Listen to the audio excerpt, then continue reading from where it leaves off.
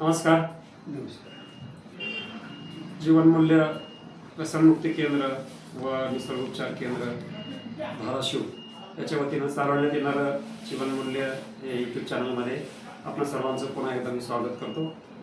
आज मित्रांनो, असं म्हटलं जातं की जे कारंजले गांजले त्याचे म्हणे जो आपुले, देव तेथेची साधू तेथेची ओळखावा, देव तोच जाणावा, अशा प्रकारचं एक उक्ती आपल्या मराठीमध्ये सांगितलं जातं.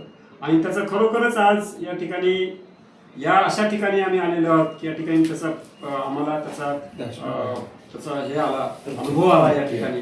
आता आम्ही एका उदगीरला एका आध्यात्मिक कार्यक्रमामध्ये गेलो असताना येताना लातूर तुळजापूर रोडवर बुधोडा तालुका औसा हे एक गाव वसलेलं आहे. आणि या गावामध्ये एक 501 किलोमीटर अंतरावर या ठिकाणी मानव वेदना मुक्ती केंद्र, जे एक 72 वर्षीय वृद्ध जे हरिश्चंद्र सुडे साहेब हे चालवतात. आणि या माध्यमातून त्यांचं हे स्वआधार केंद्र मानव चेतना मुक्ती केंद्र, कारण मानव वेदना मुक्ती केंद्र. कारण आज आपण पाहतो की समाजामध्ये अनेक प्रकारच्या वेदनेनं माणूस ग्रस्त आहे. मग ते विकाराच्या वेदना, व्यसनाच्या वेदना, रोगाच्या वेदना, मानसिक आजाराच्या वेदना, आर्थिक विवंचनाच्या वेदना, अनेक प्रकारच्या वेदना आहेत. आणि या ठिकाणी हे जे मानव वेदना मुक्ती केंद्र आहे हे काही अंशी तरी या ठिकाणी मानव जीवनाला काहीतरी या वेदनेपासून मुक्त होण्याचं या ठिकाणी ज्ञान देतात किंवा उपचार करतात किंवा अपंग अंध व्यक्तींना प्रशिक्षक करून त्यांना ट्रेनिंग देतात. अशा प्रकारचे एक सुंदर कार्य या ठिकाणी चाललेलं आहे. आणि या संस्थेचे जे संस्थापक आहेत माननीय हरिश्चंद्र सुडे साहेब, आज आपण त्यांना भेटणार आहेत. साहेब नमस्कार, स्वागत आहे आमच्या चॅनलमध्ये. तर प्रथम मला असं सांगा की आपल्याला ही संकल्पना कशी सुचली? कारण पहिला आम्ही हातमागावर कपडे विणत होतो, अंध लोकांना रोजगार मिळावा म्हणून. पण आता 20-25 वर्ष चाललं ते. नंतर पॉवरलूम आले आणि पॉवरलूम आल्यामुळं हातमागाचं चाललं ना, रफ होते. मग त्याच्यामुळं कर्ज झालं. मी आजारी पडलो. आजारी पडल्यानंतर मग आता मरते सकाळी दुपारी अशी अवस्था. मग एका निसर्गोपचार केंद्रात जाऊन मी राहिलो 10 दिवस आणि दुरुस्त झालो. मग तेव्हा वाटलं मला की आता हे आपल्याला आयुष्य बोनस मिळाले, तर राहिलेलं आयुष्य आपण आता लोकांना नावग्रस्त जे लोक आहेत त्यांना वेदनामुक्त करावं, आनंदी जीवनाची संधी द्यावं म्हणून मी निर्णय केला आणि कामाला सुरुवात केली. मी एकही रुपया घेत नाही, पण येणाऱ्या लोकांना अल्प खर्चामध्ये सेवा देतो आम्ही. कुठलेही आजार असो, मणक्यात गॅप आहे, गुडघ्याच्या वाट्या बदला म्हणले, काय डोकं दुखतंय, काय पोट दुखतंय, लकवा मारलंय, हार्ट अटॅक आलाय, अशी रोग आपले इथं. आपलं आरोग्य आपल्या हाती, औषधाविना जीवन प्रवास. माझी संकल्पना अशी आहे की देशाला स्वातंत्र्य मिळवण्यासाठी अनेक लोक शहीद झाले, अनेक लोकांनी संसारात तुळशीपत्र ठेवलं म्हणून स्वातंत्र्य मिळालं. ते मिळालेल्या स्वातंत्र्याचं स्वराज्य करायचं. स्वराज्याचं सुराज्य कसं करायचं, तर डोळणाऱ्याला चलवायचं, रडणाऱ्याला हसवायचं, अशा पद्धतीनं लोकांना आनंदी जीवनाची संधी द्यायची. आपण आनंदी राहायचं, दुसऱ्याला आनंदी करायचं, असं माझ्या जीवनातलं उद्दिष्ट आहे. हे करण्यामागची भूमिकाच ही संस्था सुरू याच्यासाठी केली की माझी आई लहानपणी वाढली आणि अनेक लोकांनी मला शिकवलं. त्यामुळे माझ्यावर समाजाचं ऋण आहे म्हणून मी ही संस्था सुरू केली. मी शिक्षक होतो 40 वर्षापूर्वी, नोकरी सोडून दिली. बाबा आम्ही त्यांच्याकडे गेलो होतो. तिथं लक्षात आलं की चांगलं काम केलं लोक मदत करतात म्हणून नोकरी सोडली आणि मग ही संस्था सुरू केली. आणि मग आपण तर सगळं बाहेर ऐकलं.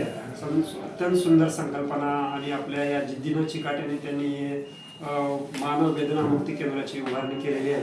तर सुडे साहेब, असं आहे की आज आपण पाहतो की समाजामध्ये जिकडं तिकडं पाहिलं तर चित्र असं दिसतं की अनेक ठिकाणी इतके हॉस्पिटल्स आहेत, इतके डॉक्टर्स आहेत, इतके पेशंट संख्या झालेली आहे, तरी सुद्धा दिवसेंदिवस रोगाची आणि रोग्यांची संख्या दिवसेंदिवस वाढत आहे. अनेक डॉक्टरही मानसिक रोगाचे शिकार बनलेले आहेत. अशा वातावरणामध्ये आपण हे अत्यंत सुंदर काम करताय. तर हे जे चित्र आज आपल्या समोर आहे याला कुठं ना कुठं तरी कुठल्या रूपानं ब्रेक लागतो किंवा अशा पद्धतीचं यावर्षी जागृती होण्यासाठी आपण लोकांना प्रशिक्षित करतात. तर या ठिकाणी आपल्याला कशा प्रकारचा रिस्पॉन्स येतो आणि किती दररोज आपल्याकडे व्हिजिटर्स येतात? तर हे पेशंट जे खूप आजारी असतात त्यांना आम्ही निवासी ठेवतो. आणि जे नुसतं फ्रेश व्हायला किंवा बसून मानपाट दुखलाले प्रवासात तर मसाज करून स्टीम घेऊन जातात लोक. तर निवासी राहिलं तर त्याला 10 दिवसात कुठल्याही आजारातून आजार अनेक, रोग अनेक, उपचार एकच. फक्त आमच्याकडे निवासी जर राहिलं तर हे पंचतत्व जे आहे आप, तेज, वायू, ह्या पंचतत्वाचा आम्ही औषधाप्रमाणे वापर करतो आणि सगळ्या रोगावर उपचार करतो. आणि आपलं आरोग्य आपल्या हाती, औषधाविना जीवन प्रवास, ही आरोग्य रक्षण आणि संवर्धनाची चळवळ आपल्याला उभी करायची. जसं स्वातंत्र्याची चळवळ झाली तसं आता आरोग्य रक्षण संवर्धनाची राष्ट्रीय चळवळ उभी करणं गरजेचं आहे. आणि तुम्ही आम्ही मिळून हे आपण करणं आज काळाची गरज आहे. हे आजार जे येण्याचं कारण काय आहे? तो लोक वेळेवर जेवत नाहीत, वेळेवर झोपत नाहीत. साधा एक सिद्धांत बघा, पशु पक्षी सूर्यास्ताच्या आधी खातात, नंतर खात नाही. पण माणूस रात्री 11-12पर्यंत जागतो, त्यावेळेला जेवतो, वेळेवर जेवत नाही, वेळेवर झोपत नाही. आणि ह्याच्यामुळे मग वेगळे आजार यायला लागले. आणि टेन्शन भरपूर लोकांच्या मागे. तर टेन्शनमुक्त आनंदी जीवन जगण्यासाठी निसर्गाचे नियम जर पाळले तर माणूस आजारी पडणार नाही. आणि असलेले आजारसुद्धा निसर्ग उपचाराने दुरुस्त होऊ शकतात. असं आपण हे एवढं मोठं कार्य हातात घेतलेलं आहे की आपणाला जसं आपण एक पाऊल पुढं ठेवलं तर त्याप्रमाणे आपल्याला काही सरकारकडून काही मदत वगैरे काही किंवा आपली संस्था रजिस्टर्ड आहे असं काही सरकारमध्ये असं काही बजेट असतं का, काही प्रोव्हिजन आहे का, फंड्स काही मिळतात का याला आपल्याकडे? शासनाकडे तरतूद असेल, पण आमचा अनुभव असा आहे की लोक चांगले येऊन बघितले आणि दुरुस्त झालेले लोक काय अडचण आहे, आम्ही काय सहकार्य करावं. तुम्ही पाहिलं की झोपड्या होत्या सगळ्या, झोपड्यातून सगळ्या इमारती कशा उभ्या राहिल्या, तर लोकांनी सहकार्य केलं. आम्ही सरकारकडे काही प्रयत्न केला नाही. सरकारकडे योजना आहेत असं आम्ही ऐकतो, पण आम्हाला जायची गरज पडली नाही. कारण सरकारमध्ये जायचं ते सगळं वेगवेगळी प्रक्रिया करावी लागते.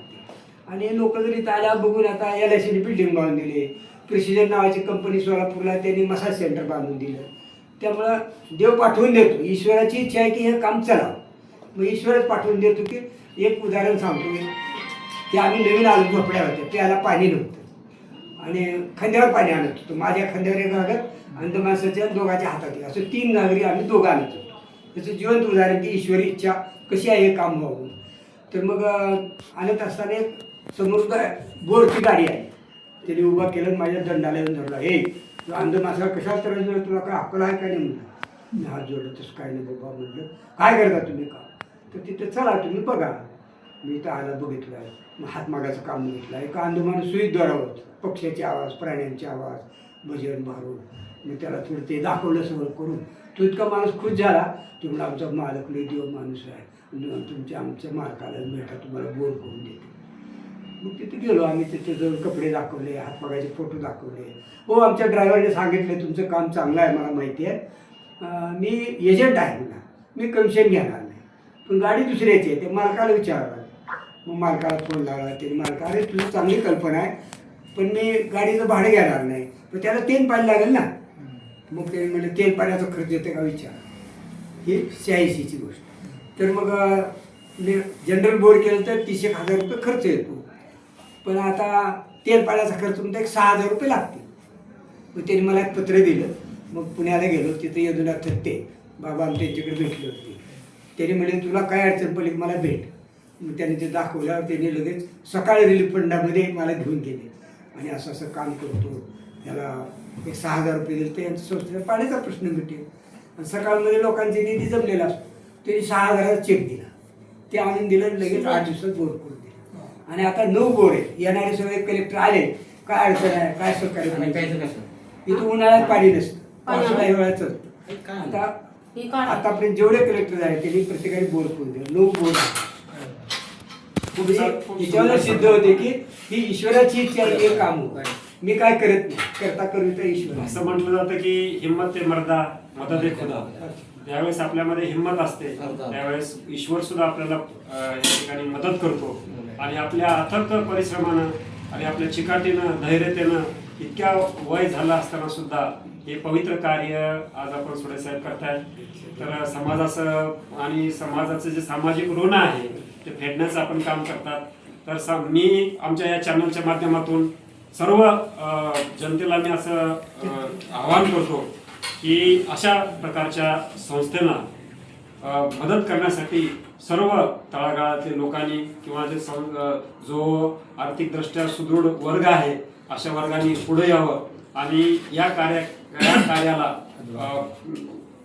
प्रेरणा देऊन किंवा मदत करून या ठिकाणी हे कार्य अत्यंत वाढीस लागावं आणि समाजामध्ये एक चांगल्या विचाराचं बीज जे आहे त्या बीजाचं रोपण करावं आणि हे एक आदर्श आपल्याकडे आज सुडे साहेबांनी घालून दिला. कारण एक ज्योत जर पेटली तर अनेक ज्योती पेटतात असं म्हणून संत ज्ञानेश्वरांनी म्हटलंय की ज्योत अशी ज्योत जगाते चलो, प्रेम की गंगा बहाते चलो. तर ही प्रेमाची गंगा, ही सहकार्याची गंगा, ही मानवाला चेतना वेदना मुक्त करण्याची गंगा आज या उपक्रमाद्वारे सुडे साहेबांनी चालू केलेली आहे. रमेश सुडे साहेब आपल्या या कार्याला आमच्या प्रजापिता ब्रह्माकुमारी ईश्वरीय विश्वविद्यालय आणि माझं हे जे जीवनमूल्य व्यसनमुक्ती केंद्र आहे या केंद्राद्वारे खूप खूप शुभेच्छा. आपली उत्तरोत्तर अशीच प्रगती होत राहो आणि ईश्वर आपणाला आणखी आयुष्य या कार्यासाठी प्रदान करो अशी या ईश्वर चरणी मी आज या ठिकाणी प्रार्थना करतो. आणि या ठिकाणी आपण आम्हाला माहिती दिली आणि या ठिकाणी हा संदेश जनसामान्यापर्यंत पोहोचवण्याचं जे आपण या ठिकाणी आम्हाला वेळ दिला त्याबद्दल आपलं पुन्हा आभार. धन्यवाद. ओम शांती.